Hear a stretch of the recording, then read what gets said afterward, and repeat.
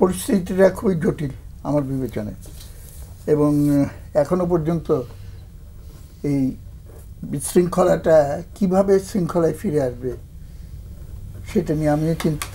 আমার ধারণা দেশের মানুষ খুবই এটা আশঙ্কার সঙ্গে দেখছে। যেই সিচুয়েশনকে বলা হয় কন্ট্রোল ক্যাওস বলে একটা কথা রাজনীতিতে, কতগুলো শক্তি যারা পাওয়ারের গেমটাকে হ্যান্ডেল করে, জানে, সাময়িক সময়ের জন্য তারা বিচ্ছিন্ন হয়ে গেল, আবার তাদের পজিশনটা রি-এস্টাবলিশ করে। কারণ প্রত্যেকেরই কতগুলো প্ল্যান আছে, অনেক প্লেয়ার রাজনীতির ভিতরে। একটা আমাদেরকে প্রথমে বুঝতে হবে, আমি সেনাবাহিনী একটা ভূমিকা আছে, জামাত ইসলামের একটা ভূমিকা আছে, বিএনপির একটা ভূমিকা আছে, আওয়ামী লীগের একটা ভূমিকা আছে, বামপন্থী দল বা আমাদের পার্টি আমাদের একটা ভূমিকা আছে, এইটাও ঠিক। কিন্তু মিটাকুলাসলি প্ল্যান এই শব্দটা খুব সিগনিফিকেন্ট।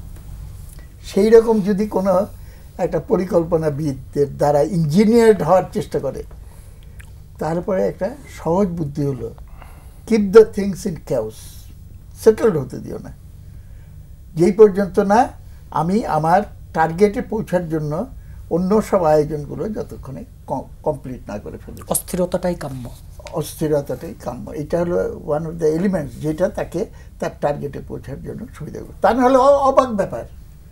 আরে কমিউনিস্ট পার্টির চেয়ে বেশি সংস্কার আর কারা চায়? আমরা তো গোটা রাষ্ট্র ব্যবস্থা, অর্থনৈতিক ব্যবস্থা, সামাজিক ব্যবস্থা সমস্ত কিছুকে মৌলিকভাবে সংস্কার করতে চাই। এবং যেহেতু আমরা সিরিয়াস অ্যাবাউট সংস্কার, আমরা এটাকে শক্ত ফাউন্ডেশনের উপরে সংস্কার করতে চাই। বালুর উপরে বিল্ডিং করলে সেটা থাকবে না। এবং সেই সংস্কারটাই চিরস্থায়ী হবে বা দীর্ঘস্থায়ী হবে যেটা জনগণের দ্বারা সেই সংস্কার কাজটা পূর্ণ হবে এবং তাদের মতামত এবং সম্মতি নিয়ে। কিন্তু এখন তো সবকিছুকে ছাপিয়ে ডিসেম্বরে নির্বাচনের প্রশ্নটাই সবচেয়ে বড় হয়ে দেখা এইটা তো সেটেল করতে হবে ডিসেম্বরে। অনেকে বলে যে ডিসেম্বরে এত তাড়াতাড়ি কীভাবে সম্ভব? আমরা তো এখানে ছিলাম সবাই এরশাদ বিরোধী আন্দোলনের সময়। এরশাদ চলে গেল, 3 মাসের ভেতরে ইলেকশন হয়েছে শাহাবুদ্দিন সাহেবকে দিয়ে। এবং টাস্ক ফোর্স, আমার এই টিচার রহমান সোবান, তার নেতৃত্বে টাস্ক ফোর্স করা হলো, 14টা না কতটা মনে নেই, সমস্ত বইগুলো এখনো আমার ঘরে আছে। তো এটা সংস্কারের পথে অগ্রসর হওয়া, নির্বাচন, প্রয়োজনীয় সংস্কারগুলো করে ওই তামাশার নির্বাচন না, প্রহসনের নির্বাচন, রিয়েল জেনুইন ইলেকশন, যেখানে মানুষের মতামতের প্রতিফলন, এইটা করার জন্য যেইটুকু সংস্কার দরকার সেটা অবশ্যই করতে হবে। সংস্কার না করে ওই প্রহসনের নির্বাচন দিয়ে আপনি বলবেন যে এটা জনমত, এটার ভেতরে এটা হবে না, অভ্যুত্থানের স্বপ্ন পূরণ হবে না। কিন্তু জনগণকে অন্যান্য বিষয়, আমাদের কনস্টিটিউশনাল কোন কোন জায়গা বদলানো উচিত, কোন জায়গায় আমাদের কাজগুলোকে কনসেন্ট্রেট করা উচিত। আরেকটা জটিলতা আছে যে ফোর্সগুলোর কথা আমি বলছিলাম, এবং এইবার গণ অভ্যুত্থান স্বতঃস্ফূর্তভাবে হওয়ায়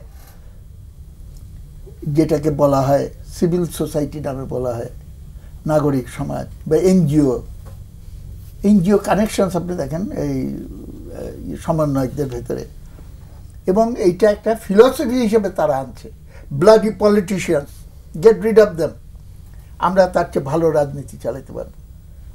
এবং তাদের এই অ্যাপ্রোচটাই কিন্তু সিমিংলি মনে হচ্ছে যে নন পলিটিক্যাল, কিন্তু এইটা হলো সবচেয়ে উচ্চ মার্গের রাজনীতি।